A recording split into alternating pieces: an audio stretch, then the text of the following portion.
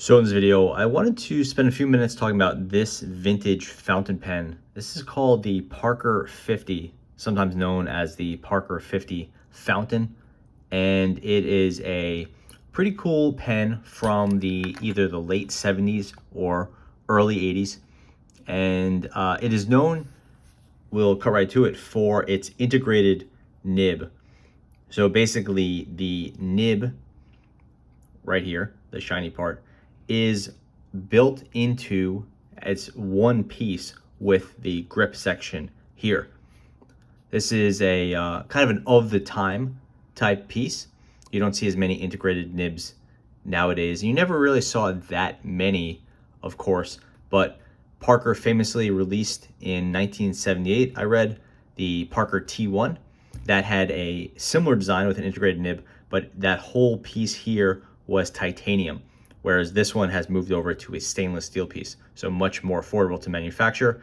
And the stainless steel doesn't have a problem with just the tipping just sort of breaking off, which was an issue with the titanium at the time. Of course, Pilot has a pen called the MYU and also the Murex, which are very famous Japanese fountain pens from slightly before, but basically a similar time period with an integrated nib. And anyway, this is Parker's take on it, called the Parker 50 Fountain. I bought it used, so it's in good shape, but it was completely, the inside was a total mess. I had to do a bunch of cleanings to get this thing to write. At this point, it is writing fairly well, so I'm pretty happy with how it came out. But again, it's in good shape on the whole, definitely not immaculate, not like, collector quality, anything like that, but it's writing nicely, and that's really all I care about. When I bought it, it came with this plastic Parker box, kind of like an old school 1970s, whatever, brown, has this sort of like felt plastic here, or velvety type of plastic. There was no instruction manual, anything like that. It's just a bunch of plastic in here. This is actually held up really nicely. If you buy one of these from Rotring, all the little fuzz, it kind of comes off, and it's really kind of awful and sticky. Parker's has held up nicely, which is good to see. It doesn't really lock close anymore, but that's fine. Here you see, it says, I don't know what this is, 1280 supply, whatever, but there you could see, if the camera works, there you could see the original printed $30 price tag. So I haven't done the translation, but $30 back in 1970. It wasn't 70. It was like, I think it started in 1978, so it would have been probably late 70s or early 80s. Fairly expensive pen, but not like break the bank type thing. Okay, so what's going on with the Parker 50 Falcon? This is the Flighter model, which means full brushed stainless steel. You could see the brushing very similar to that of a Jotter or whatever Parker you're familiar with. We see the Parker arrow clip right here. It is fully gold, arrow shaped. Sometimes Parker tried to save a little bit of money by having a solid clip, like a rectangular clip or whatever, with the arrow either sort of stamped in there or embossed or acid etched. I don't know what they did, but here it's actually shaped like an arrow. So very cool there. Here we see Parker logo. There's a Parker logo. That is the little date stamp there. So we could look up this stamp. I believe it's a Q1, and you could figure out when this was made. And then we have made in the USA. Parker has made their pens in France, the UK, kind of all over the place. This is a made in the USA one. I think all the Parker 50 Falcons were made in the USA. It's more like it depends on when the pen was made. Very simple body we see here. It has a just kind of indentation, kind of a cup here at one end. On the other end, it doesn't have a jewel or anything like that. It just has this kind of little brass or whatever that is, gold finial with a little bit of black here. I don't know if it's dirty or miscolored, or that's just how it was, but there you go, very simple. The pen is on the thin side. This is a very much kind of like how they did it at the time. Pens were thinner than they tend to be now, so it makes it a little bit uncomfortable to hold. As far as length goes, it's 1, 2, 3, 4, a little bit over 5 inches. And here's what I have here. Not that it's in any way an ideal comparison, but this is a Platinum 3776. You can see the Platinum, obviously it's plastic, so not apples to apples in any way, but it's a good deal larger and quite a bit longer than the Falcon when it's capped. Uncapped, you see the Falcon is skinny and longer than you'd think. That the caps are right here. The 3776 has a long cap. Okay, so looking at inside, the grip section has no knurling. It's a satin finish, stainless steel, and it transition here to a mirrored stainless steel. It's kind of cool. There's no bump. It's not different pieces or anything like that. They just mirror polished this top piece and satin finished this piece right here. That mirror polish goes around there. You can see a prominent feed here. It's just a big hunk of plastic. It's not really stylized in any way. A little bit of a kind of breather hole here, but no breather hole or anything like that here. This piece is uninterrupted. And there's barely even a slot here between the two tines or whatever. It is there. It's hard to pick up on video. You could just make it out there, but it's short, making this a relatively stiff pen. And again, no breather hole. So you have a little hole right here for ink to come out of or whatever, but or get sucked up into depending on what's going on, but very clean up here. Again, very thin, very slippery section. It makes this thing a little bit difficult to use, particularly if you're lefty and you have trouble finding the sweet spot of the nib when you're holding something that's round and slippery, and you can barely even figure out the angle of the nib unless it's so shiny and hard to view. You really are using this little point right here to kind of figure it out.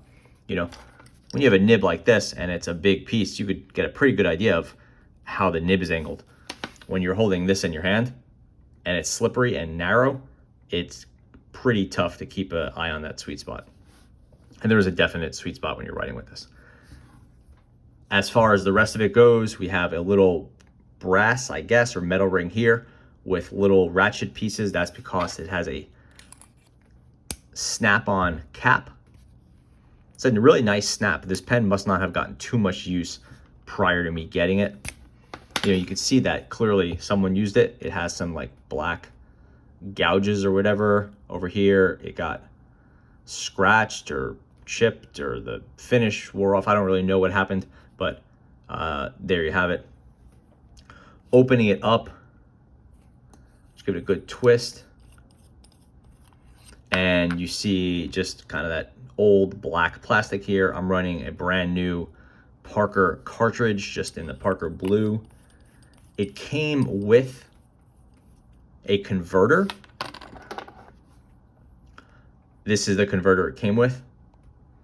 It has that metal shell, plastic end, and it's this little, you push this to kind of suck ink in or expel it, depending on what you're doing. But this, the bladder in here, or that little sack or whatever, is cracked. So this wasn't working. So after a few attempts, I decided to just stick with cartridges for now. Like I said, this thing was really clogged up, and that's one of the joys of vintage fountain pens. So it wouldn't write no matter what I did, and I had to, I didn't want to take it apart because the feed is actually glued or epoxied in here. It's one of the downsides of this nib design. So to get this out, I would have had to like put the whole thing in the freezer, pull this out, hoping the epoxy, that seal broke, pull it out, take it apart. I didn't do that. That would have been a high risk maneuver, but I was able to put it in a kind of cleaning solution, and after a few hours, kind of some of the gunk in there broke loose, and it got, you know, a pretty nice flow to it. Okay, so now we are doing a writing test with the Parker 50 Fountain. Of course, I've been using this for a few days now, but we'll see how it goes. Obviously, the pen has been uncapped for at least 10 minutes now, whatever, and it's writing quite nicely. I don't know if this is a fine or a medium or a broad or whatever. That's not marked on the pen. For me, it writes like an American medium. It's a nice wet line. Has no problems keeping up with me. It is on the broad side, clearly. So this is the Parker 50 Falcon. I'm gonna call it a medium. You can write upside down, no problem with that. It's not scratchy at all.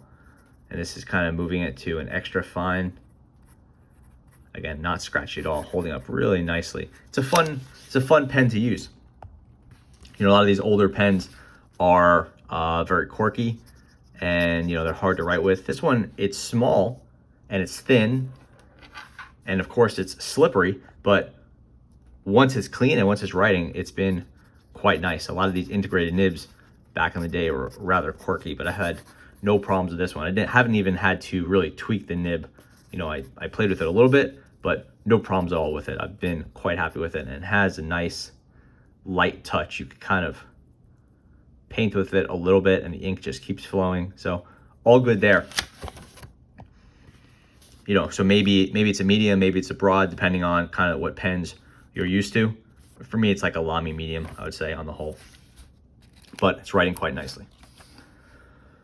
So if you are into vintage pens or you like integrated nibs and you can't afford a Pilot Murex or the Pilot, the MYU or the MU, whatever they call it, or you're looking for a cheaper alternative to a Parker T1, then I would definitely recommend checking out the Parker 50 Fountain, Parker 50 Falcon fountain pen.